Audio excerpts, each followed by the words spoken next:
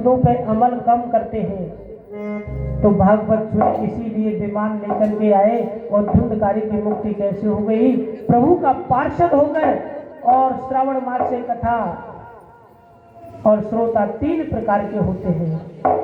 ये श्रोता के शब्द मैं आपको सुनाऊंगा। वो 3 प्रकार के होते हैं। नंबर 1 श्रोता और श्रोता और तीसरा सोता। पहला श्रोता एकाचित होकर के भगवान की कथा सुने, जो कथा एकाचित्र होकर के मन लगा करके श्रीमद् भागवत की कथा को रसपान करे, और नहीं बीच में बोलना चाहिए। चलती कथा में किसी को नहीं बोलना चाहिए, वो तो होता है श्रोता। और जो श्रोता जो होता है, इसकी जो थोड़ी मोटी छोटी मोटी ऑफिस है, फैक्ट्रियां हैं, सिर्फ उन्हीं में ही घूमता रहता है। व्यापारी बैठने के साथ में कहता है कि मंडप थोड़ा छोटा है। अरे महाराज जी कथा सुना रहे हैं, कछु टेढ़ी सुना रहे हैं। और जो बैठे हुए हैं दीवार का सहारा ले रहे हैं, जो कुर्सी पर बैठ करके सुन रहे हैं, ये कौन है? श्रोता। और कोई शब्द पे ऐसे झोंका आ जावे, वो नींद में खो जावे, क्योंकि निंदा को प्यारे हो जाते हो। निंदा आप लोगों के सामने होगी जरूर, 100% है। और जो जमीन में बैठे हैं ना, इनके पास निंदा नहीं आएगी, कभी नहीं आ सकती। और जो आराम से कुर्सी पे बैठे हैं वो श्रोता है। गाया मंडप में कहीं ना कहीं कोई कमी निकालने पे जरूर बैठे होंगे, जो कुर्सियों पे बैठे हैं। और जो जमीन पे बैठे हैं ना, उनका नाम है श्रोता। श्रोता, सोता और सोता 3 शब्द हैं।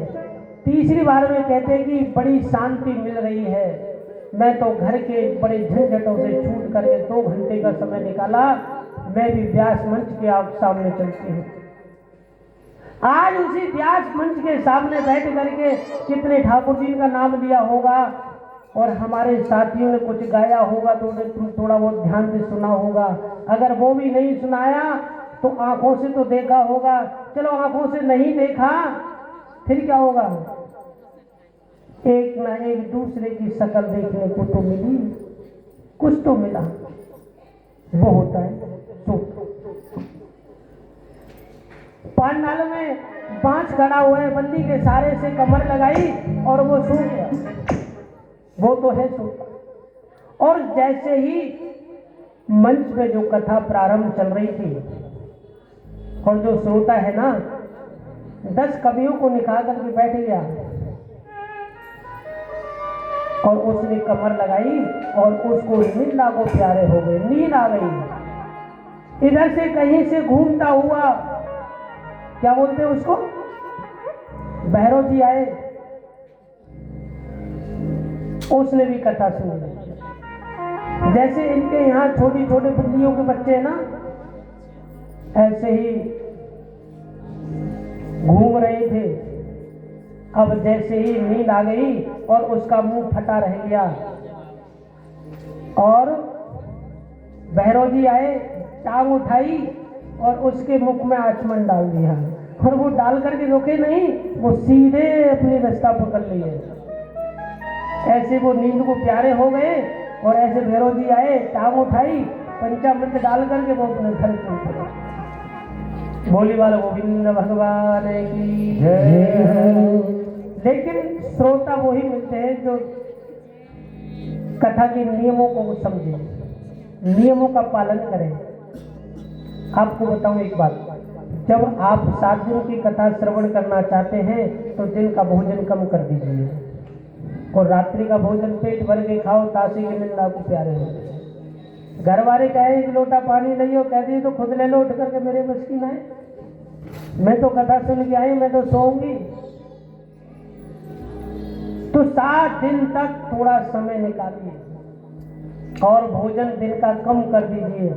चाहे दिन में 10 बार चाय पी लो, वो चल जाएगी, और बाकी का भोजन कम करने से नींद भी नहीं आएगी। और अभी तो कोई भक्त ऐसे भी है, पर नाम किसी का नहीं बताऊंगा, बहुत से लोग तो जमा ही नहीं रहे हैं, निंदा को धीरे धीरे धीरे धीरे प्यारे हो रहे हैं। नाम नहीं बताऊंगा, न जगह बताऊंगा कौन सी जगह है, क्योंकि आप उसकी तरफ देखोगे तो कल बेचारा वो आएगा भी नहीं, तो इसीलिए बताना मेरा अच्छा नहीं है। अब चलते हैं। मुक्ति का मतलब मरना नहीं होता, मुक्ति का मतलब आत्मा बोध, आत्मा का ज्ञान होता है। जिस व्यक्ति को ज्ञान हो जाए वो अमर हो जाता है। और यहाँ तो ज्ञान की तुम्हें तो ABCD भी न मालूम, सीधे A से लेके Z तक पहुंच जाते हैं। अभी एक माताजी थी यहाँ, वो कह रही कहाँ कह रहे हो? लाला जल्दी सुना दीजिए, हम पर बैठो ना जावे। अरे बैठो तो समझ आवेगा जब तुम ध्यान से सुनोगे तभी तो। पर लेकिन ऐसा नहीं, बैठने से सुनने से कोई फायदा नहीं हुआ। जब भगवान के सामने तुम लोगों ने किसी ने हाजिरी नहीं लगाई तो समझो कुछ भी नहीं हुआ। हाजिरी एक ना के व्यक्ति को जरूर लगा, एक ना तो अपनी जगह से ही लगा लिया जाए तो वो भी हाजिरी जो होता है।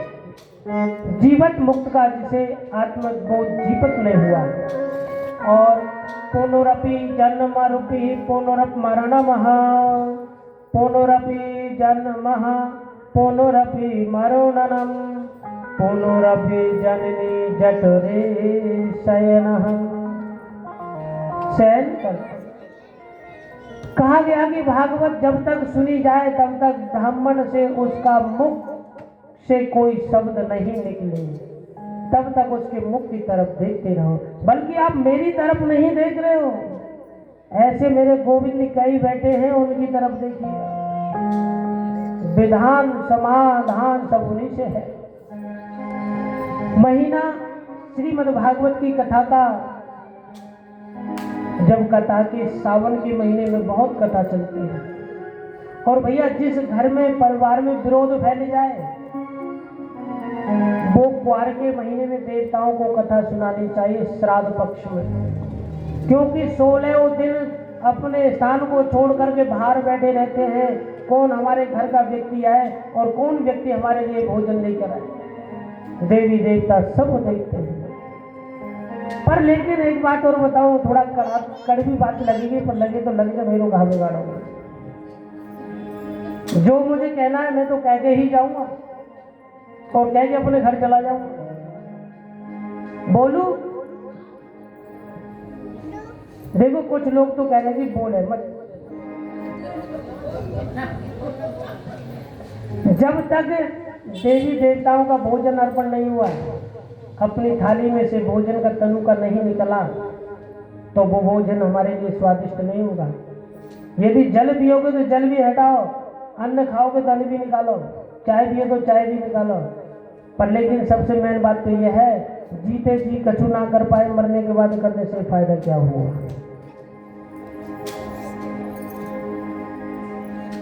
मरते दम तक सेवा में लगाई रखो।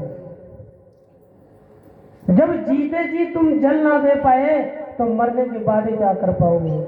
चाय गिलास भर के पी लो, थोड़ी सी संतुष्टि मिलेगी, बाद में तो भूख रहे।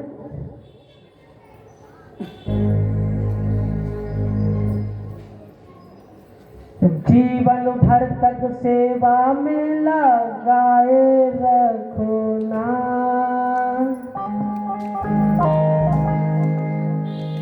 और ऐसी देखी भावना तैसी मन ही रहा। देवी देवताओं को अपनी भावना को निकालिए। थोड़ा बहुत जीवन बचा है, इसको क्यों व्यर्थ में जा रहा है। 7 दिन तुम्हें सुनाऊंगा और बहुत कुछ दे करके जाऊंगा।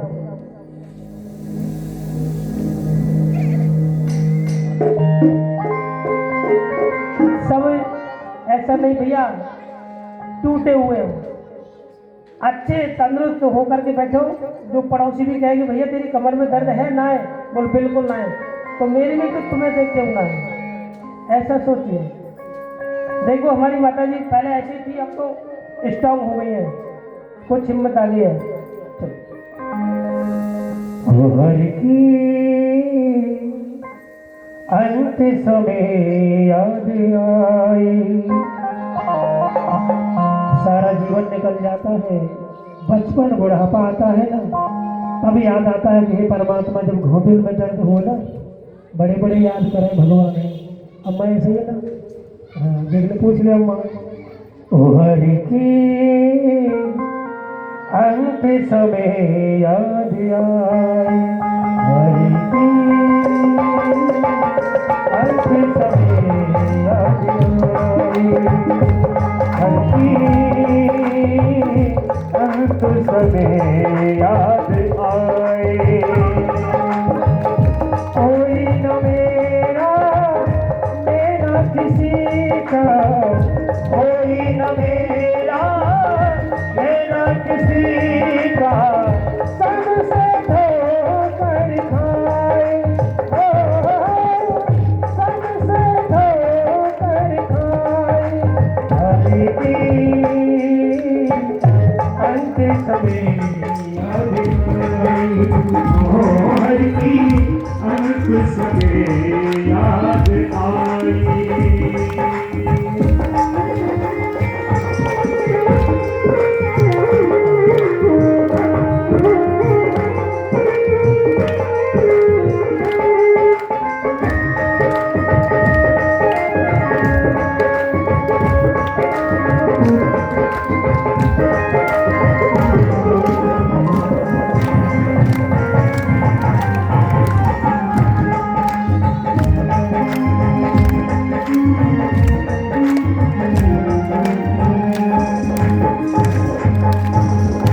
कहता है कुछ सारा जीवन वैसे ही निकाल दिया, सारा जीवन पत्नी को अपने गले लगाया,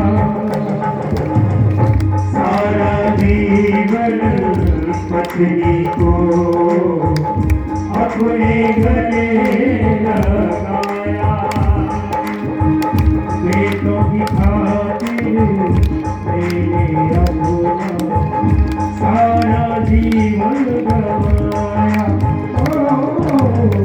बेटों की खातिर मैंने अपना सारा जीवन गवाया।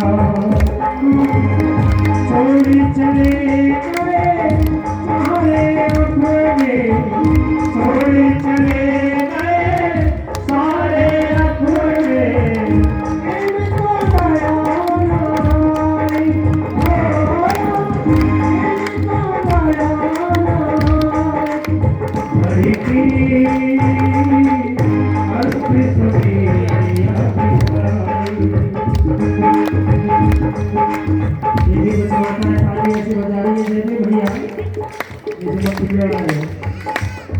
अरे भगवान ने तो हाथ में तो जरा खोल के बजाए।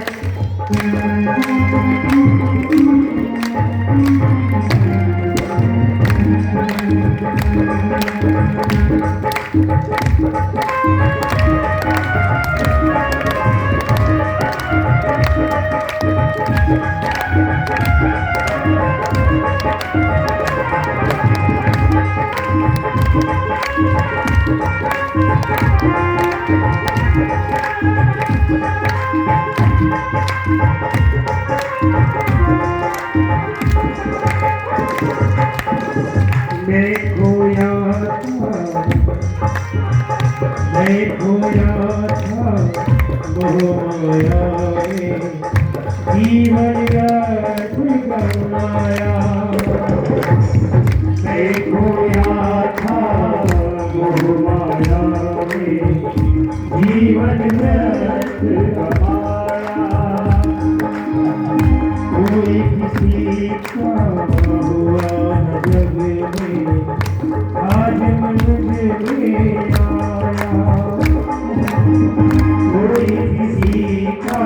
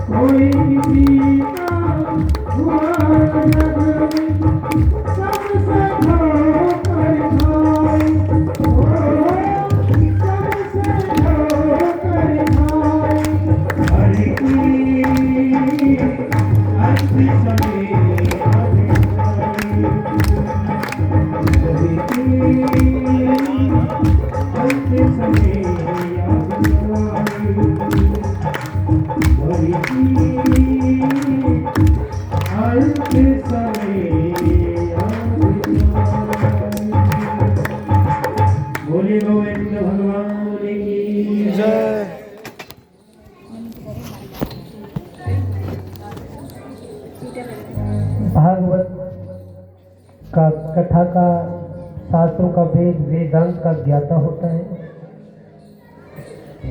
और कहते हैं कि कोई दृष्टांत नहीं, शास्त्र में संसार की बातें ज्यादा होती हैं, कथा तो कभी होती है। वक्ता को नहीं करनी चाहिए और श्रोता चाहे कितनी भी कंजूसी कर ले पर वक्ता तो तुमसे बोल के ही रहेगा। यदि आपको एक बात बताए, श्रीमद् भागवत की कथा पलोथी मार करके सुननी चाहिए और यदि पलोथी मार करके नहीं सुनी जाए तो कुर्सी पर बैठ करके भी सुन सकते हैं,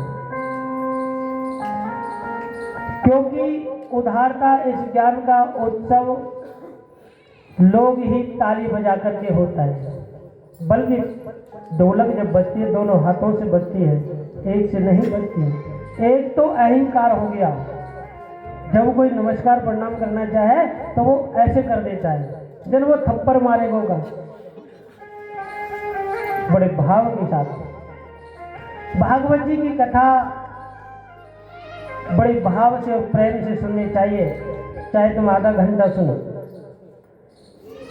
लेकिन सुखासन बैठ करके ज्यादा से फल होता है और जब घुटने दर्द करने लग जाए तो घुटनों पे हाथ नहीं फेरना चाहिए। घुटनों पे हाथ फेरने से घुटने की जो पड़िया है ना, पाड़ी बोले क्या बोले, उसमें पस पड़ जाता है। कदापि हाथ नहीं फेरना चाहिए।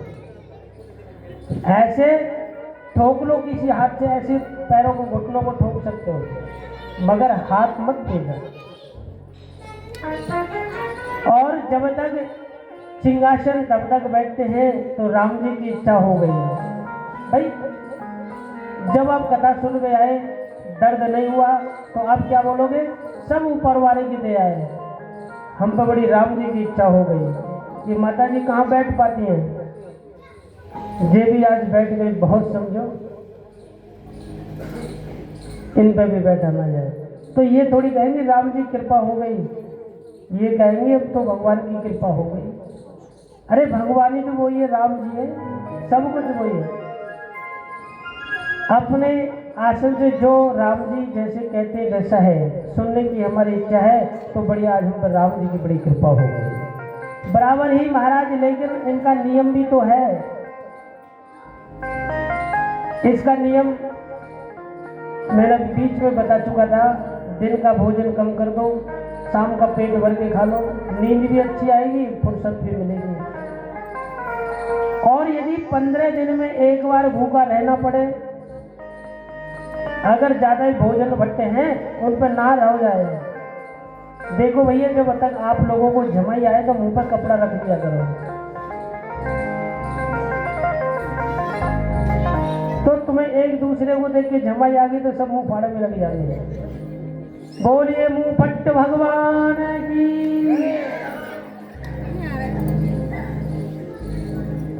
चलिए, 15 दिन में 2 पक्ष होते हैं, कहते हैं उजाला और अंधेरा। इनका नाम है कृष्ण पक्ष और दूसरे का नाम है शुक्ल पक्ष। तो बहुत सी माता बहनें कहती हैं कि हम तो उजाले की रहना चाहते हैं, शुक्ल पक्ष की नहीं। दोनों रखिए, महीने में एक आती है, दोनों व्रत रखिए, उजाला का भी करो अंधेरे का भी करो। क्योंकि देखो, बड़े घर का भोजन तो भोजन ही आप जानते हो। बड़े घरेलू क्या कहते हैं कि ऐसा व्रत तो हम रोज कर लेंगे। ऐसा व्रत उन मजदूर को सुनिए जो दिन भर में कमा करके लाता है, अपने बच्चों से एकादशी का व्रत रखता है, क्योंकि वो मुक्ति का विधान अपने धीरे धीरे धीरे समाधान कर रहे हैं। जब एकादशी का व्रत हमेशा इंसान को रखना चाहिए। हिंदू में एकादशी का व्रत नहीं किया तो समझो हमने कुछ भी नहीं किया।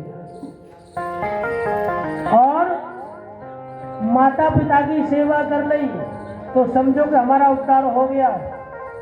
माता पिता तो चारपाई पे बुखार में पड़े और तुम गंगा जी नहाने जा रहे हो। जय गंगा मैया, जय गंगा मैया, एक लोटा फालतू डाले हुए हैं। तो पहले अपने बड़े बुजुर्गों को देखिए, उसके बाद बाहर की पूजा लगती है। और भोजन द्वादशी वाले दिन किया जाता है। सीधा निकालिए, सबसे पहले सीधा निकालो और वो अपने मंदिर के, अपने पास का जो मंदिर है, मंदिर भिजवा दीजिए। फिर उसके बाद में गौ ग्रास निकालिए, देवी देवताओं का अर्पण करके जल छीटा मार के उनके बाद खुद भोजन ग्रहण करिए। भोजन तो वरमान्य कथा श्रवण काम कम, लोभ वासो वर प्रोक्ता कथा विघ्न करो यदि। अरे बोले 5 बार दिन में भोजन करो, लेकिन कथा सुनने में जैसे मन लगे और कथा विघ्न फैलाओ, क्योंकि फिर नींद का सवार हो जाता है। क्योंकि भागवत कथा का नियम है, अगर आप नियम पूर्वक कथा सुनी जाए तो अपने देवी देवताओं को उद्धार के पार उतारने के लिए जाते हैं। पाप कर लो, गंगा जी नहा लो, ये का उद्धार थोड़ी होगा। और वो ही पाप तुम पे उतरता है। अब वो भी हम आपको बताएं कैसे उतरता है। एक हफ्ते इंद्र भगवान ने फुर्सत ना लिए, तो मैं बिना भिजोए बगैर छोड़ता नहीं था। जब ऊपर की पोछारे अब गंगा नहाए आए, पार हो गए, माँ से अपने घर आए, घर वालों से कहा कि गंगा नहाने गए, तो नहा धो अपने घर आ गए। जो कलयुग का सार है वो एक ही आधार से निकलता है। जब अभी 2 दिन पहले धीरे धीरे पोछार जो आ रही थी ना, कहते कि भैया घटा ले गई, वो कहाँ ले जाएगी, वो भी तुम्हारे सर के ऊपर डालेगी। जितना पाप है वो ऊपर से बरसता है, दिखाई नहीं देता तो मैं क्या करूं, पर लेकिन पाप उसके ऊपर ही बरस जाता है। भागवत की वक्ता पूज्य सारे, और जैसे स्वास्थ्य में सनत कुमार जी ने कहा, भक्ति देवी से कहा, ज्ञान वैराग दोनों का बुढ़ापा दूर कर। सनत कुमार जी बोले, भक्ति देवी मैं आ गई और हृदय से वास करो और अपनी प्रगति का, भक्ति का प्रभाव फैलाओ। जैसे ही भक्त प्रहलाद जी जो थे ताली बजाने लगे तो उद्धव जी का कांसा बजने लगा, देवराज इंद्र का प्रकोप होने लगा। उसके बाद में इंद्र का मृदंग बजाते हुए और भोले बाबा का डमरू बजाते हुए, तीनों जब साथ में नित्य गान होता था, पार्वती जी के साथ में नित्य करने में तमन्या बस गए। आदरणीय श्री सुखदेव जी महाराज जी बैठे। आज हम आए श्री सुखदेव जी को प्रणाम करते हैं। बोले श्री सुखदेव जी महाराज की जय हो। महाराज जी बीच बीच में आपको सुंदर शब्दों का वातावरण बताने लगते हैं। ऐसे ही आप लोग कथा, एक कीर्तन बड़ा प्रसंग था, इसीलिए उसमें वरदान मांगो, क्या चाहिए कि भगवान मैं तो ये आपसे दुआ मांगती हूँ कि मेरा बुढ़ापा दूर हो जाए और मेरे स्वास्थ्य के अंदर जितनी भी गड़बड़ है वो सब नष्ट हो जाए। ये भक्ति और ज्ञान इन दोनों ने मांगा था। बेशुद्ध जो व्यक्ति जो पड़े हुए थे उसके लिए वरदान आज मांगा है कि मुझे महाराज कुछ नहीं, सोन का देवेशी बता दिया था। प्रसंग में सनत कुमार जी ने कहा, आइए आदरणीय श्री सुखदेव जी महाराज आज परीक्षा से क्या कहते हैं, भागवत की कथा अमृत का पान, आप रस पान करिए, उनका जीवन तो धन हो जाता है। भागवत महात्म के रूप से सुनाया जाए। कहते हैं श्रीमद् भागवत सप्ताह कथा मंगल कारक होती है, शुभ कार्य होती है, सबसे बड़ी शांति अपने देवताओं की होती है। आदरणीय श्री सुखदेव जी कहते हैं कि महाराज मंगलम शुभारंभ करते हुए एक बात कहूँ, मैं दुनिया में एक ही ग्रंथ है जो आपको पार उतार देता है और नियमों का सहार का पालन आपको भी करना चाहिए। नियमों के श्री दुर्गा जी कहते कि साल में 6 महीने में एक बार आता है और साल में 2 बार आ जाते हैं।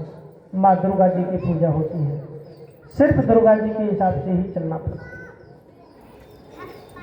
भागवत में स्तुति कही, केवल सत्य ही भागवत में वंदना करता हूँ और भागवत का लेख ही केवल सत्य है। आइए शुभारंभ करते हैं। श्री गणेशाय नमः, श्री परमात्मने श्री राधा कृष्णाभ्यम नमः।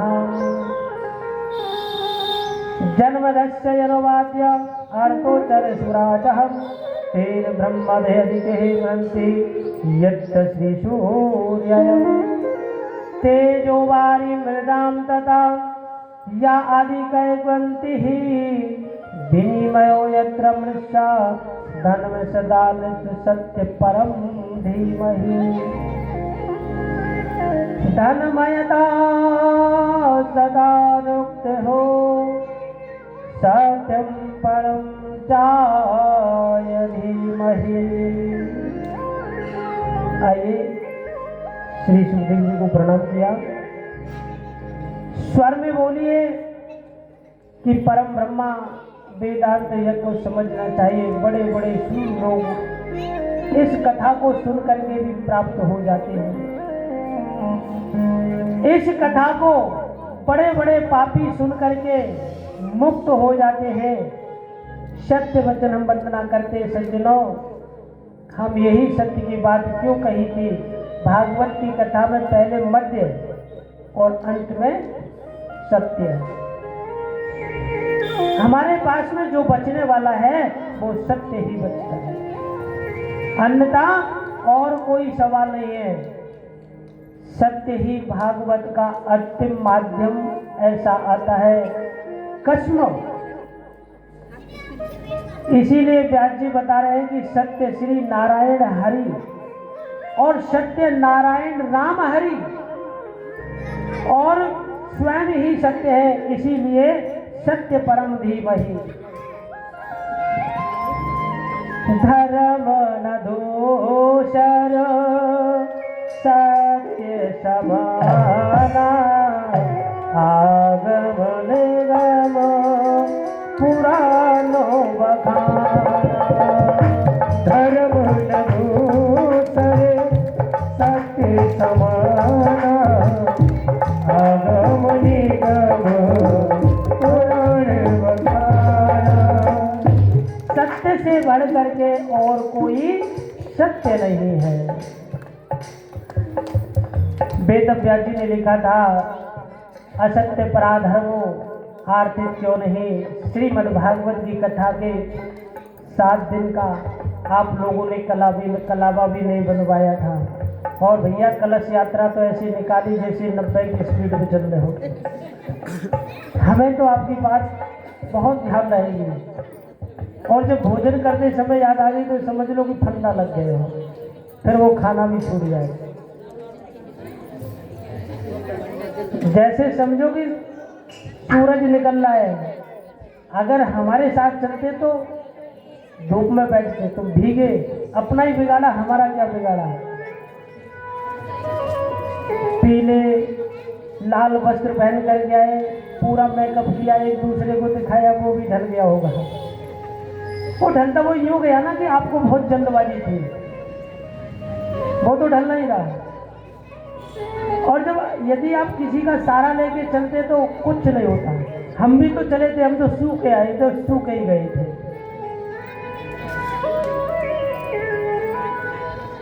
भागवत की कथा जब सुनी जाती है ना तो 7 दिन तक कलावा रोज बनता है। भागवत की कथा का 7 दिन तक कलावा रोज बनना चाहिए। और कलावा ऐसे नहीं बनेगा, कुछ दान पुण्य हाथ में ले लीजिए भैया, बंद करके मुट्ठी भर के दान दिए। और यदि ऐसे बंधवाए, लो भैया मेरे बाली हो जरा, मेरे बाली, ऐसे बोलोगे ना, तुम तो भीख मांग रहे हो। ऐसे मांगना नहीं। हमेशा की बात है, जब भी कला मोली बंधवाओ तो ऐसे बंद करके बंधवाओ। जहाँ ब्राह्मण कहते हैं कि यहाँ रखो, यदि फूल नजर आए तो ब्राह्मण कहेगा बड़ा कंजूस है, 1 रुपया भी ना रखो जाने का। तो आजकल रुपया 10 को तो गए हो काम से, कुछ बड़ा ही लोग हाथ में लेकर के मोली अवश्य बन गए। श्रीमद् भागवत की कथा में कलावा बांध करके कथा जो सुनी जाती है और सुन करके हमने इसका फल कब मिलेगा, इसका फल आपको 7वें दिन मिलेगा। जैसे कि राजा परीक्षित को मिला था, और राजा परीक्षित को ही कितना कष्ट सहना पड़ा। मंगलाचरण में हम आपको बताते हैं, धर्म प्रोक्षमोष्वः परमो निर्मतो संतामः वेदवात्रवत्र ममः वस्तु विद्यतात्र पदो मूलनयनम्। श्रीमद्भागवते महामुनिका कृतेः कीवरा परेदेश्वरः सदोहत्र अत्र कृत्वा स्वत्तभिस्तक्षणम्। इसीलिए ब्राह्मण को दक्षिणा देनी चाहिए। सबसे पहले भागवत का लेख ये होता है, सबसे पहले जब आप घर से आते हो इस मंच की परिक्रमा लगानी पड़ती है। 7 दिन तक आपने मोली हाथ में बंधवाई और 7 दिन 108 परिक्रमा भागवत व्यास मंच की नहीं लगी तो कथा सुननी हमारी आधी रह जाती है। अरे सुबह 4 बजे आ जाओ। भाई हम तो सोते रहते 4 बजे, हम तुम्हें बुला रहे हैं। भागवत मंच की परिक्रमा अवश्य ही लगानी चाहिए। फिर धर्म क्या कहते हैं कि धर्म का पालन एक निष्पट है, निष्कामी है। जिसका जीवन संतों के जानने से निकल जाए वो संत का जीवन बड़ा अंधकार होता है। संत जो है अपनी वाणी से जो बोल देता है, संत उसी का प्रभावित कर देता है, संत उनका उद्धार कर देता है। आइए जानने का योग धर्म पर कहते हैं कि भगवान श्री कृष्ण कथा का वर्णन किया, और जहाँ श्रीमद् भागवत की कथा का आयोजन करो। बोले कि विदेश्वर कल्याण तो हो गया, पर लेकिन 3 प्रकार के तपों को उन्मूलन की करी जाती है, जहाँ कृष्ण कथा आध्यात्मिक तापों से होती है। आप 3 प्रकार के अचौतिक और आधो तपों को, 3 पापों को निष्पष्ट कर देती है। भगवान श्री कृष्ण कहते कि आइए अब हम अन्य उसी ग्रंथ में चल करके पढ़ने का योग भी समझना चाहिए। भागवत की कथा बड़े निष्फल भाव देने वाले, जीवन में अगर आपको संकल्प लेना है तो भागवत में कहिए कि भगवान मेरा ये अधूरा कार्य पूर्ण हो जाए। मैं तो आपसे ऐसे ही प्रार्थना करती हूँ, मेरा कल्याण हो जाए। एक बात और मैं आपको बताता हूँ, थोड़ा सा शब्द अच्छा नहीं है पर लेकिन चलेगा। जब भी आप कहीं सफर में जाते हो, किस देवता को पुकारते हो आप? बहुत से तो देवी देवता को पुकार लेते, बहुत से अपने गुरुजनों से आराधना कर लेते। गुरु का कर्तव्य क्या है? गुरु वो ही जो वक्त पे काम आए, और बाकी का गुरु तो शीशे के अंदर मेकअप में बैठे हुए हैं। यदि गुरु से कोई अगर हमें पूछना है तो गुरु के पास में फोन करो, जाओ उनके पास में जाओ। यदि गुरु के पास में जाते हैं तो कोई वस्तु लेकर के जाओ, खाली हाथ नहीं जाना चाहिए। भागवत मंच में जब कथा सुनने के लिए जब आप आते हो तो हाथ में कुछ लेकर के आना चाहिए, खाली हाथ कथा नहीं सुनी जाती है। और गुरु का कर्तव्य यही है, जब शिष्य कष्ट में हो तो गुरु का अधिकार बनता है उसे 4 शब्द बोलने, न जाने उसके कष्ट बातों से ही निवृत्त हो जाए। गुरुर्ब्रह्मा गुरुर्विष्णु गुरुर्देवो महेश्वराय, गुरुर्साक्षात् परम ब्रह्म तस्मै श्री गुरुवे नमः। बात बात में कहा करते हैं जय गुरुदेव जय गुरुदेव। गुरु जी ने आपको कुछ बताया, खाली अपने एक मंत्र जाप दे दिया कि शिष्य आप इसको रोज प्रतिदिन करो, पर लेकिन आज जो उन्होंने नहीं बताया वो आज मैं तुम्हें बता दे रहा हूँ। सबसे पहले मैं बच्चों से भी यही कहता हूँ, बड़े युवा से वृद्ध अवस्था में भी यही बोलते हैं, जब तक अपना इष्ट नहीं बनाओगे, जब तक अपना इष्ट नहीं बनाओगे तब तक कोई पूजा का लाभ नहीं होगा। अब आप कहते हैं कि मैंने तो भगवान शंकर को पूज लिया है। जब आप लोग कोई मुसीबत में आ जाए तो आप किसको पुकारोगे? हे भोले बाबा मुझे कष्ट से पार निकाल दो, हे विष्णु भगवान मुझे निकाल दो। फिर हमारे गोविंद को पुकार लिया। अब तीनों अवस्था बढ़ गई है। पहले नाम लिया भोले बाबा का तो तुम्हें तो शंकर जी ही बताए, फिर तुमने नाम लिया भगवान विष्णु जी का, अब विष्णु भगवान कह रहे हैं कि भोले बाबा बचाएंगे। अब भोले बाबा कृष्ण भगवान वो नारायण हरि कहने लगे, विष्णु भगवान ने कहा कि कृष्ण जी बचाएंगे। मैं ये नहीं कहता कि आप सबको बनाओ, हमेशा की बात है एक इष्ट बनाओगे तभी आपकी पूजा सफल होगी। तब तक इष्ट नहीं बनेगा तब तक पूजा का कोई लाभ तुम्हें नहीं मिलेगा। किसी भी मंदिर में जाओ तो तुम सब देवता में पूज रहे हो, किसी एक देवता को इष्ट बनाना पड़ता है। किसी को भी बना लो। अगर तुम्हें ज्यादा डर लगता हो तो हनुमान जी को बुला लो, हनुमान जी अपनी गदा से प्रहार कर देंगे। पर लेकिन जो महिला है हनुमान जी को बुलाती है, वो हनुमान जी महिला से कितनी दूर रहते हैं। यदि वो महिला हनुमान जी को अपना भाई माने तो बहन की रक्षा करने के लिए भाई अवश्य खड़ा होता है। साल में एक बार मानी जाती है और उस पे भी कंजूसी कर जाते, तो बताओ आगे और क्या बोले जाए। पितम भागवतम रसामाल्यम भागवत रूपी सदा मन्यः। कहते एक बहुत बड़े सत्संगी थे, सत्संग में उसका जीवन धन्य हो जाता है। कोई स्वर कोई पण ऐसा नहीं था जो खाली चला जाए। लेकिन मूर्ति पीतल की और भगवान की प्रतिदिन पूजा करती थी। अब मैं तुम्हें ये नहीं बताऊंगा कि मूर्ति कौन से भगवान की थी, वो तो आप ही बता सकते हो, क्योंकि आप सब जानते हैं पर लेकिन मानते नहीं है। जानते बहुत कुछ, मानता कोई नहीं है। आज से ही मानने लगोगे जब मैं आपको आगे बढ़ाता हूं। जीवन धन करने वाला सिर्फ एक ही है, जो आप अपने घर में हमेशा रखते हैं। जब भक्त भगवान को एक साथ कर लेता है ना, तो भगवान जी उसके समक्ष खड़े हो जाते हैं। जैसे कि तपस्या बैठ करके आपने की, मैं अपने इष्ट को बताता हूँ, मैंने अपने इष्ट को तो हनुमान जी को मान के रखा है। जहां भी कोई कष्ट हो हनुमान जी को बुलाओ, कष्टों को निवारण करने वाला सिर्फ वही है। उस मूर्ति की कीमत क्या है?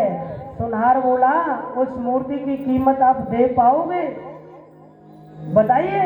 आपने तो मुझे पूछ लिया कि इस मूर्ति की कीमत क्या है, मगर जो हम बोलेंगे आप उस मूर्ति की कीमत दे पाओगे? कभी नहीं दे पाओगे। और ना ही मूर्ति बेचनी चाहिए। यथाशक्ति वही भक्ति।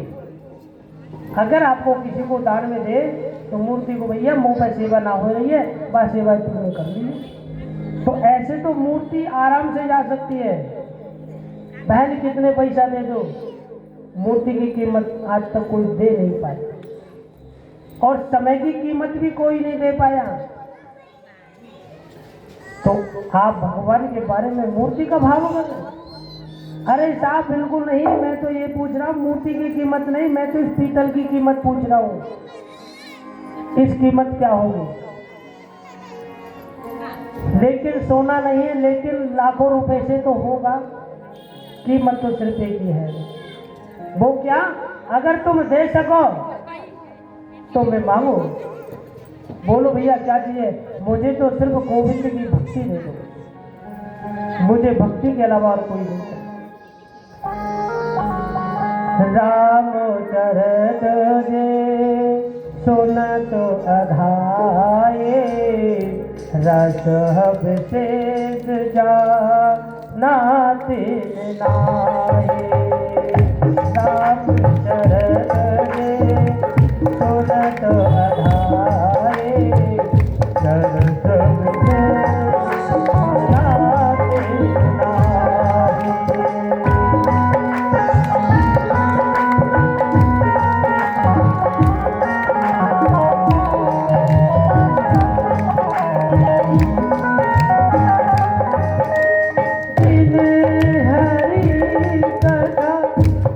सुने नहीं काना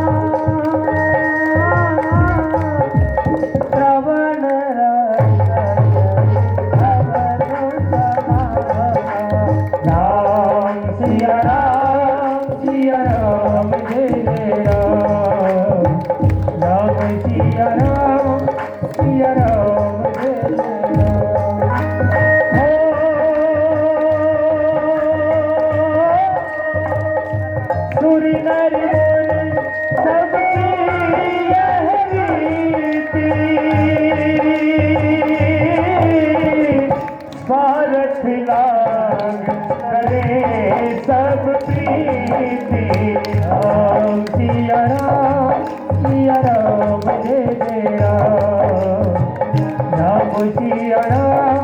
सिया राम जय जय राम।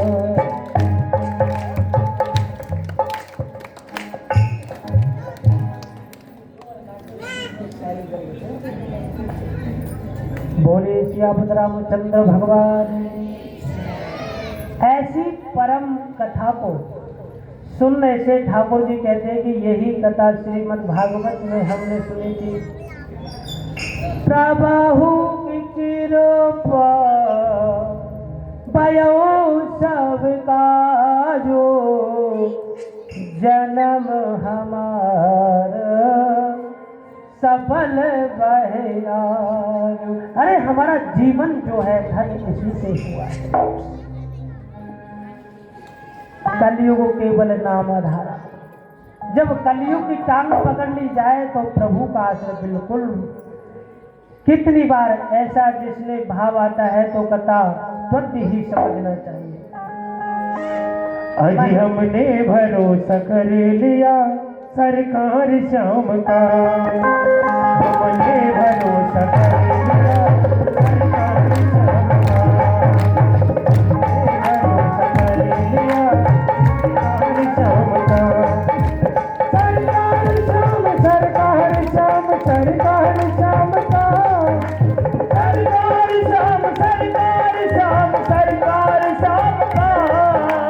हमने भरोसा कर लिया सरकार श्याम का।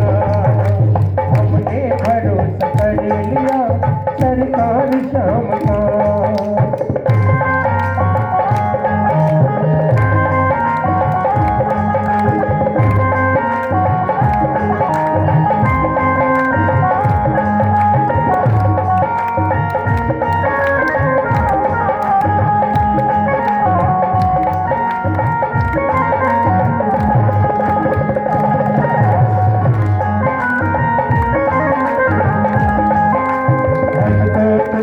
प्यारे ने अपना बना लिया हमको तो श्याम प्यारे ने अपना बना लिया। अपना बनाया अपना बनाया अपना बना लिया। अपना बनाया अपना बनाया अपना बना लिया। दीवाना बन चुका है अब दीवाना बन चुका है अब संसार आपका। दीवाना बन चुका है अब संसार सबका।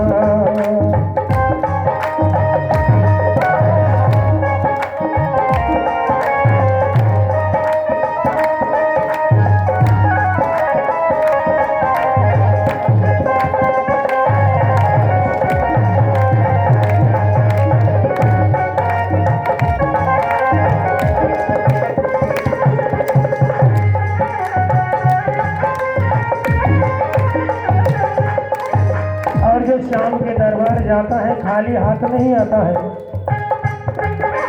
जो दर पे तेरे आ गया उसको कमी नहीं। जो दर पे तेरे आ गया उसको कमी नहीं। दुनिया से भला में क्या मांगो। दुनिया तो एक भिखार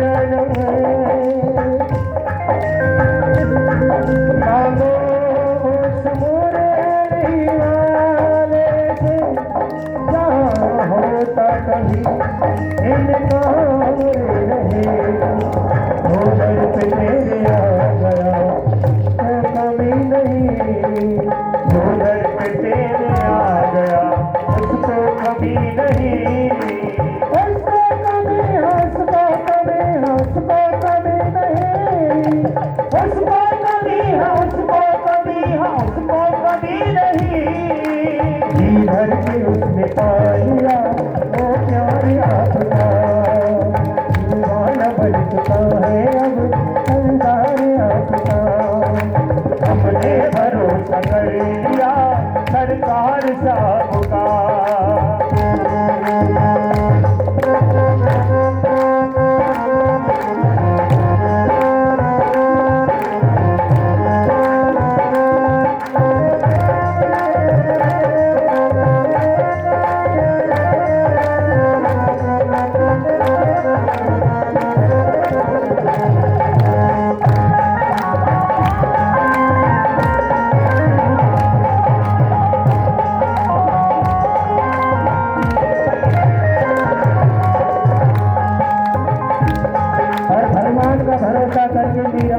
इसको पी लिया। करके भरोसा श्याम का मीरा ने विष पिया। करके भरोसा श्याम का मीरा ने विष पिया। आज करके भरोसा श्याम का मीरा ने विष पिया। करके भरोसा श्याम का मीरा ने विष पिया। मीरा ने विष पिया। मीरा ने मीरा ने विष पिया। प्याले में उसको हो गया। प्याले में उसको हो गया दीदार श्याम का। हमने भरोसा कर लिया सरकार श्याम का।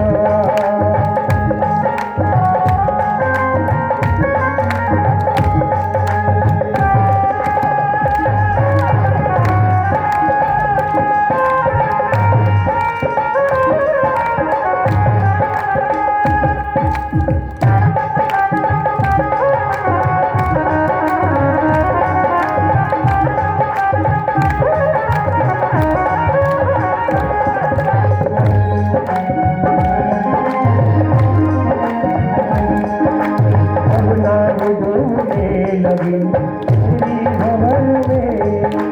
भंवरा डूबने लगी मेरी भंवर में। मेरी भंवर में मेरी भंवर में मेरी भंवर में। मेरी भंवर में मेरी भंवर में मेरी भंवर में। तब नाम काम आ गया। तब नाम काम आ गया सरकार आपका। अब नाम काम आ गया सरकार आपका।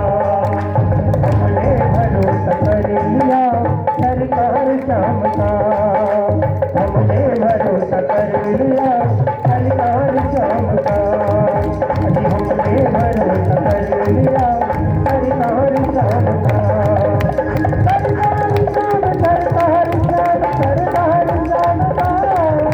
सरकार श्याम सरकार श्याम सरकार श्याम का। हनुमान श्याम का।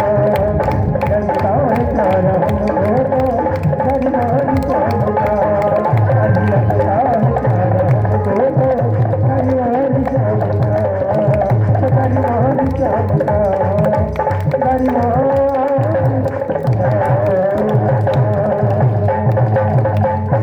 बोले सावरे सरकार की।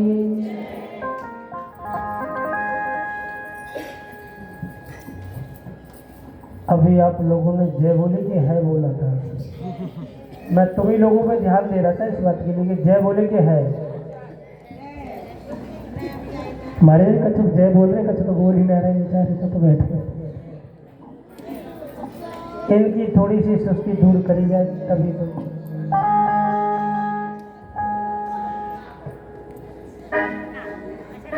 बहु रहो रसिका भूरि भाव का। कथा रसपान। अब चाहे प्रसंग चलते चलते नेमे शरण में जहाँ संतों की मंडली लगी थी। आइए हम सोनकादिक ऋषि जी कहते हैं कि महाराज ऋषिवर कहते हैं कि आप इस इतिहास को बार बार सुनाओ चाहे एक बार सुनाओ। हमने आपसे कुछ पूछने का मन हुआ तो मैंने आपसे कुछ पूछा था। संतों ने कहा इतनी बड़ी जानकारी लेना तो बड़ी दूरी की बात है, पर लेकिन आपने जो प्रश्न किया है वो प्रसंग में आपको अवश्य ही बताऊं। अच्छा आप अपनी इच्छा से बताइए। श्री सुख जी बोलते हैं कि पूछिए महाराज।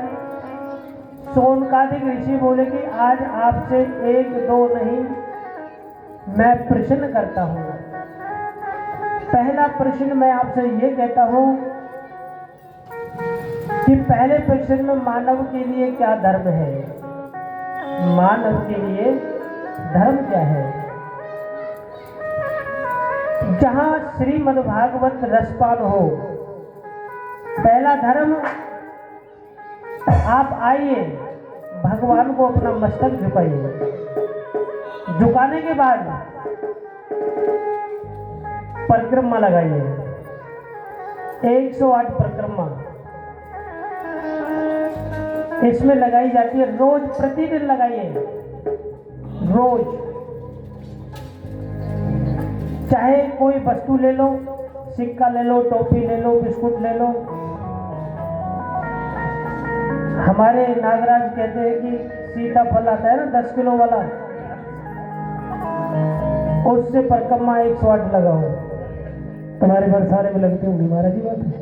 तो भैया हमने कहा कि ऐसा तो नहीं, इतने इन्होंने दिया बहुत था, हमारे लिए बहुत दिया था, अब तक दे ही रहे, देते ही आ रहे हैं। भोले बाबे बिहारी लाल की जय। पहला प्रश्न मानव का धर्म यह है, 7 दिन 7 दिन परिक्रमा लगाई जाए। किसी वस्तु से ले लो, करोड़ों की संपत्ति है, कहाँ दान करोगे, कहाँ लेके जाओगे, कितना पैसा है, जब जाओगे साथ में शायद कपड़ा भी नहीं होगा, वो भी छोटा सा, ज्यादा वो भी बहुत पतला, बस वो ही लिबास होता है, बाकी का कुछ नहीं। करोड़ों की संपत्ति, धर्म, आखिर धर्म का परिभाषा क्या है? मनुष्य के सवेरे उठा कर्तव्य, सवेरे उठता है, मुझे वहां जाना है, मुझे वहां जाना है, मुझे ये टाइम देना है, मुझे वहां ऐसा करना है। दूसरे प्रश्न में कहते हैं कि मंदिर में इस समय जब पूजा करने हम लोग जाते हैं, बड़ी विचित्र लीला है, क्योंकि विचित्र बात लगे, कोई कहते हैं कि शंकर सबसे श्रेष्ठ हैं और माँ शेरा वाली सबसे श्रेष्ठ है। तो मंदिर में इंसान जब जाता है तो इसी बात में खो जाता है कि मैं किसकी पूजा करूं। जीवन का पालन का धर्म सिर्फ एक ही है, पहले इष्ट बनाओ, इष्ट की पूजा पहले करो, उसके बाद में सब देवी देवताओं को पकड़ लाओ और पकड़ के रस्सी में अपने घर में बांध लो। नहीं बन पाएगा। मन जो है ना बहुत चंचलता है, क्योंकि देवता प्रकट हो गए तो सालों साल एक ही प्रकट होता ही रहेगा, हर साल। तीसरे प्रश्न में मैं आपसे कहूंगा, जन्मों जन्म कभी लेता है और आज जन्म दशरथ राम उनका बेटा था, और जैसे ही इसीलिए अवतार हो गए तो इन्होंने कहा हरि हरि हरि हरि कथा अनंता जीवन मोहे धन बोई बनता। अगर जीवन में एक बार ध्यान में रख लेना, हमारे जीवन की जो अंत है वो ही हमारा प्रसंग सत्य है। हरि का नाम लेना कोई बड़ी बात नहीं, अवश्य लीजिए, 10 में 1000 बार लीजिए। अब 5वें प्रश्न का 5वां जो प्रश्न है, वक्ता वो ही है जो सारी बातों को खोल देता है, चाहे बुरा लगो या थोड़ी देर को भला लगो। इस संसार सागर में वक्ता सिर्फ वो ये जो सूक्ष्म रूप बता रहे। यदि आप भयंकर संसार के इतना समस्या हैं तो साथ में श्रोता चाहेंगे तो फिर कथा मतलब की सुनेंगे, बाकी की घर की बातों को बताते रहे। धर्म परमार्थाय संभव वासी धर्म युगे है। धर्म में स्थापना करके कहते हैं इसी युग अवतार जब लेता है तो वो 24 अवतार लेता है। अब कहते हैं कि आपकी कृपा हो गई, धर्म की स्थापना करने से युग अवतार ले लेता है। धर्म अकेला पड़ गया और धर्म किसकी शरण में गया? ये पता है तो उनका एक ऋषि की शरणों में गया। सुखदेव जी महाराज कहते हैं कि संसार में जाते तो मोह माया पकड़ लेगी और उस मोह माया के चक्कर में पड़ जाओगे। सुखदेव जी कहते हैं कि मुझे पकड़ लिया तो मैं कैसे 4 माला जाप कर पाऊंगा। यदि आप लोगों को जो गुरुदेव ने आपको भजन दिया है, वो मंत्र जो जाप दिया है, उस मंत्र की जाप लेकर के मंच की परिक्रमा अवश्य लगानी चाहिए। बड़ी पूज्य श्री सुखदेव जी महाराज वहां से गोले के धाव पे किशोरी राधा जी की गोद में आए और खेलते खेलते मृत्यु लोक को चले। जब कैलाश पर्वत के ऊपर आए, जब उन्होंने सुखदेव जी ने जन्म लिया था, कैलाश पर्वत पर रहते रहते भगवान शंकर जी वहां वास करते करते देवऋषि नारद जी आए। तब देवऋषि नारद जी वहां के निकल के जा रहे थे। देवऋषि नारद जी एक जगह बैठते नहीं है। जब तक देवऋषि नारद जी झगड़ा नहीं करवा देते तब तक देवऋषि नारद जी को चैन पड़ता नहीं। नार ज्ञानम तदादि इति श्री नारदा, जो ज्ञान देता उसे नारद जी कहते हैं। नार अज्ञान तति खंडयते नः इति नारद श्री व्यापुनाय, जो ज्ञान में अखंडन करे उसे नारद जी कहते हैं। और ब्रजवासी कहते हैं जिसकी बात कभी रद्द ना होवे उसे कौन कहते हैं? गले में नारद जी ने कंठी बांध रखी है। देवऋषि नारद जी जैसे कि कान में गुरु मंत्र दिया, जब गुरु मंत्र दिया तो उसकी गले में कंठी बांधी। किसकी? तुलसी की गले में कंठी बांध कर। जिस भक्त के गले में तुलसी की माला है, भगवान उनके हाथों से भोग पाठ पूजा सब अर्पण कर लेते हैं। और जिस माता बहनों के गले में तुलसी की माला नहीं है तो भगवान भी बड़े भाव से, बड़े अहंकार में बोलते, भैया लेनी तो पड़ती है पर लेकिन वो भाव नहीं रहता जो तुलसी पत्र से लगता है। देवऋषि नारद जी आपको बताओ, जिस घर में कभी झगड़ा नहीं हुआ, यदि देवऋषि नारद जी पदार्पण हो जाए तो वहां झगड़ा शुरुआत से ही हो जाए। देवऋषि नारद जी भागवत जी में लिखा है कि नरदो देवो दर्शन, नरदो देवो दर्शना, मनुष्य को हुआ तो भगवान जरूर ही नारद जी से विशेषता की बात होगी। नारद जी ने सोचा लक्ष्मी नारायण में तो कभी झगड़ा हुआ ही नहीं है, चलो आज मैं लक्ष्मी और नारायण जी में झगड़ा करवा देता हूँ। कारण क्या होगा? क्योंकि पत्नी से विवाद हो चुका है।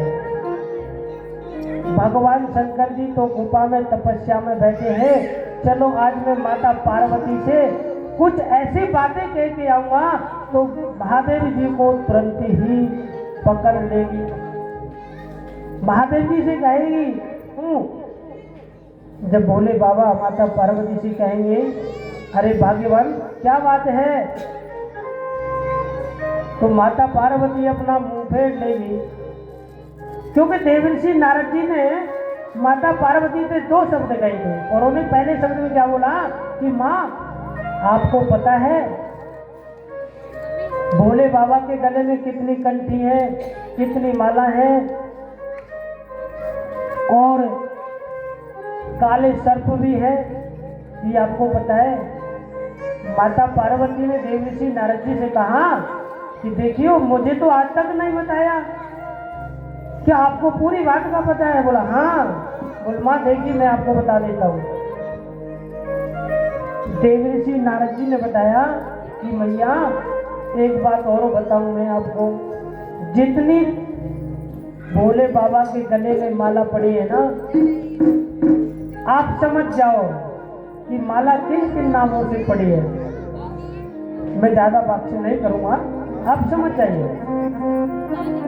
तो भैया माता पार्वती जो है वो अनशन पाती लेके पड़ गई। फिर उन्हें कहा कि लेकिन मुंड वाला किसके गले में है? नहीं बताया। देव ऋषि नारद जी ने बताया, भैया जितनी माला गले में पड़ी है ना, उतने से ही प्रेम किया करते हैं। माता पार्वती बोलेगी मुझे तो आज तक नहीं बताया, तो इसका मतलब भोले बाबा मुझसे प्रेम नहीं करते हैं? बोल मैया बिल्कुल नहीं, तुम कैसे बैठी हो वो प्रेम करते? बिल्कुल प्रेम नहीं करते। अब माता पार्वती ने सोचा कि भोलेनाथ का आने का समय हो गया है। अब जैसे ही देव ऋषि नारद जी माता से कड़वी शब्द बोल करके माता को उकलास दिया। माता ऐसी आग बबूला हो रही थी। जैसे देव ऋषि नारद जी माँ के कक्ष से निकले तो भोले बाबा ने देख लिया कि देव ऋषि नारद जी मेरे यहाँ से निकले हैं। भोले बाबा समझ गए आज तो घर में कुछ ना कुछ राडा जरूर होएगा।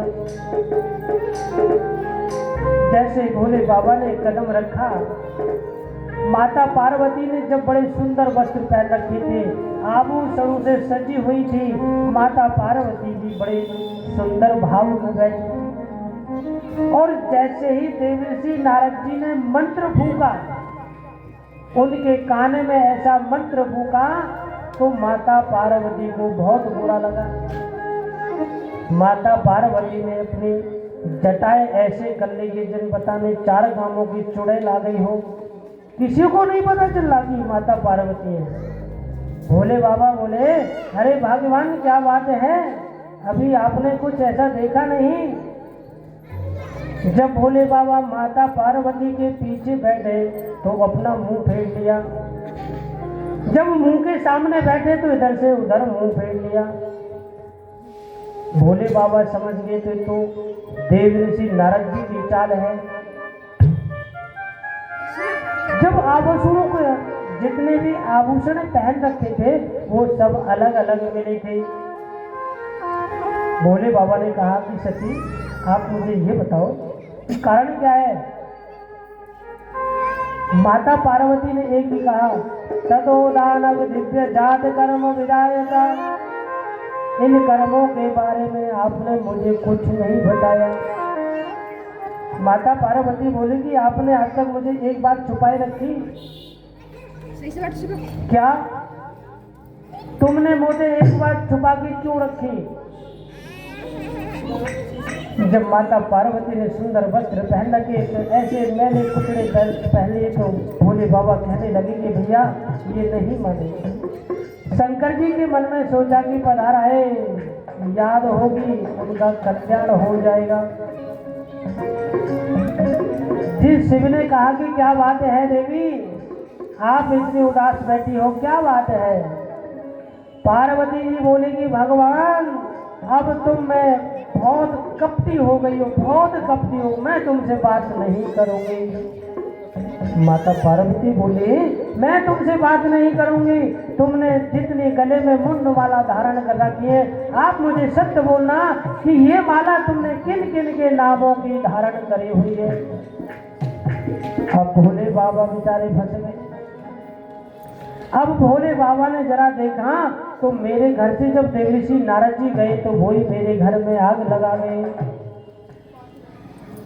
अद्भुत अमृत पान नहीं किया तो कथा मृत का पान कैसे किया? देवी ऐसी कोई बात नहीं है कि चलो जब आपको ऐसी बात है कि आप चलो मैं आपको सुना देता हूं। भागवत जी में सोना तो बहुत गुना है और किसी की अपबीती बातों को बताना वो भी बड़ा गुना है, नहीं बताना चाहिए। यदि कोई 10% समझदार है तो 5% वाले की तो बात करना ही छोड़ो, लेकिन अपने मुख से बुराई किसी की मत करिए। भागवत कथा आज भोलेनाथ माता पार्वती के इशारों पे चल रहे हैं और भोले बाबा से कह रहे हैं कि स्वामी, जब भोले बाबा ने माता पार्वती को समझाया बुझाया कि किसी तरीका से तो लड़ाई शांत करनी थी,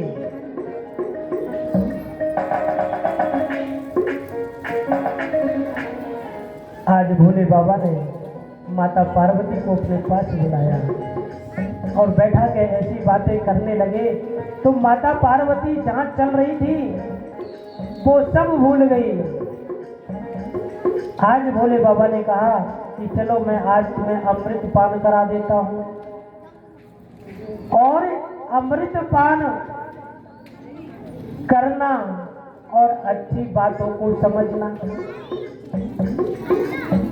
जैसे कि आप लोग मंच के सामने बैठे हैं, ऐसे ही माता पार्वती को बैठाया कैलाश पर्वत पर महादेव जी ने अपना जो उनको आगे बढ़ाने की कथा,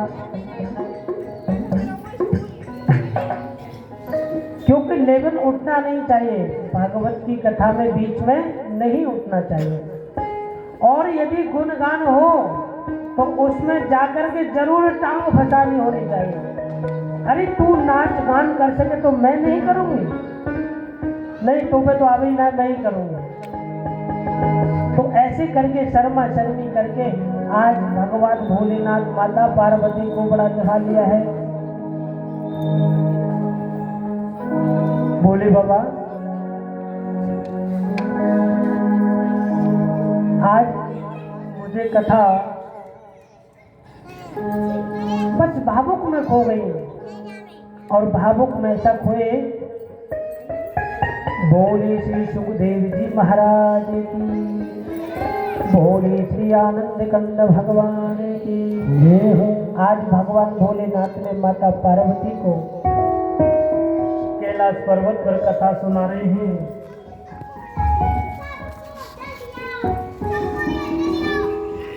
और बहुत कुछ कहा कि सती से बोला गया कि जब मैं कथा सुनाने लगूं तो आप मुझे भूखरा जरूर देना, यदि इस कथा को आप लोग सुनोगे तो अमर हो जाओगे। ये कथा अमरनाथ की वृत्तांत 30वें स्कंद की कथा थी। आज भोले बाबा ने ये कथा माता पार्वती को सुनाने के लिए विराजमान हुए।